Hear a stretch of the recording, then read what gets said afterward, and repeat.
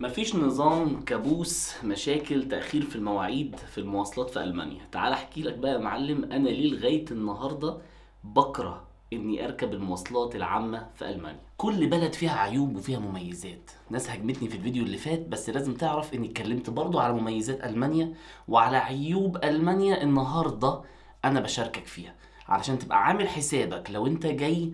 اعرف اللي ليك واعرف اللي عليك. مبدئيا كده ما تركزش، انا لسه بحاول اركب الدنيا هنا واعمل ديكور في الاوضه عشان اعمل اضواء وبتاع، فلسه ما خلصتش. المهم بقى يا معلم، المواصلات هنا في المانيا انا شخصيا ما بحبهاش، وعندي ان انا اركب اي تاكسي ولا اجر عربيه وادفع فلوس اكتر واكلف نفسي واخسر فلوس وانا اصلا مش قدها، بس اني ما اركبش المواصلات. انا هشرح لك دلوقتي. بص يا معلم، المواصلات هنا او الدول الاوروبيه بصفه عامه يعني فيها ريسك عالي قوي في حته المواصلات ده، وانا مقتنع بكده. اقتناعك انت خليه لنفسك. انا النهارده جاي اشارك معاك من الاخر وجهه نظري، وانت قول لي انت شايفها ازاي. حلو الكلام. بص يا سيدي، الموضوع يعني ايه، انت ما تعرفش فيه هتاخد الضربه منين من الاخر.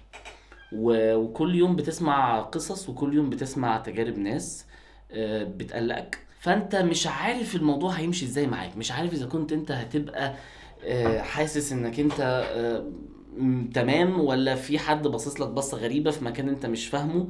ودي حاجه انا بحسها طول الوقت طول ما انا في المواصلات العامه، لان من الاخر المواصلات العامه هنا في المانيا كل خلقه وكل بني ادم في الدنيا وكل جنسيه اوروبيه بتركبها وبتعدي عليها. لسه حصل موقف انا مش هنساه، من بدايه السنه دي هنا عندي في فرانكفورت، وفي قلب اللي هي المحطه الرئيسيه نفسها. واحد كده بدون اي سبب من الاسباب طلع سكينه وقعد ديب ديب بيديها في كل واحد. المشكله في الموضوع ده يا جماعه انك انت ممكن تتعامل مع الخطر لما يكون الخطر قدامك وانت شايفه، ويلا بقى تعالى فاهم، تعالى احللك المشكله، تعالى اديك فوق دماغك. بس المشكله اللي احنا بنلاقيها دلوقتي وبتطلع في كل حته اونلاين وعلى السوشيال ميديا، والبلاوي اللي بتحصل حوالينا للاسف بتبقى على اخوانا. يعني انت قاعد في امان الله مثلا في القطر، وتلاقي حد من ورا راح ديب بدك طعنتين مثلا، انت ما لحقتش اصلا تعرف في ايه. فانت ما عندكش وقت انك اصلا تدافع بيه عن نفسك، او انك تخش تديله بالجزمه مثلا.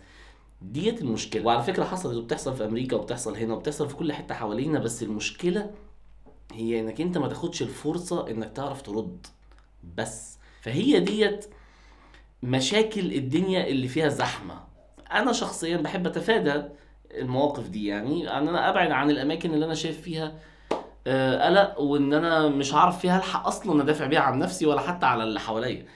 فانت ماشي هناك، ومعظم الناس اللي بتركب القطر، واكد معايا المعلومه دي، اي حد بيركب المواصلات العامه خصوصا القطوره والحاجات دي، بيقوم حاطط سماعات في ودانه وعازل نفسه عن العالم اللي حواليه. مع ان العالم اللي حواليه ده هو ده الريسك كله. انت المفروض تبقى منتبه طول الوقت واخد بالك اللي بيحصل حواليك ايه، ومين قاعد شكله غريب والجو ده كله.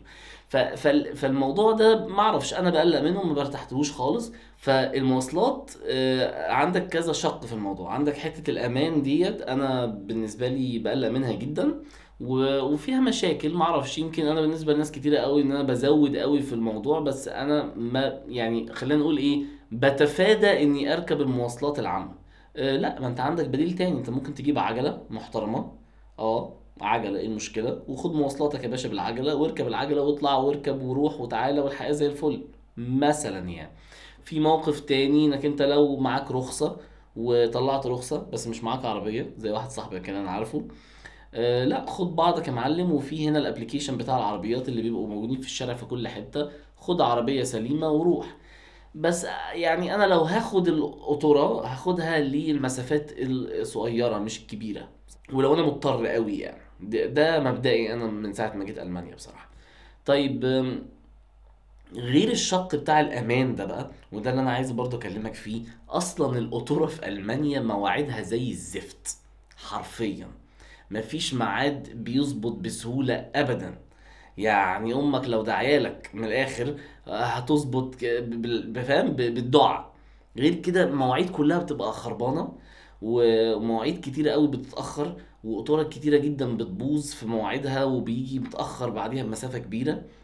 فبالتالي انت يعني انت حرفيا ممكن تقعد لك ساعة ساعتين ثلاثة في المواصلات، مدة كبيرة. واعرف ناس برضو ممكن ما تعرفش اصلا تروح بيتها بسبب المواصلات، ويضطر ان هو بقى يشوف، هو لو في مدينة تانية يضطر يبات فيها، يشوف له فندق يقعد فيه لغاية ما يجي تاني يوم ويسافر.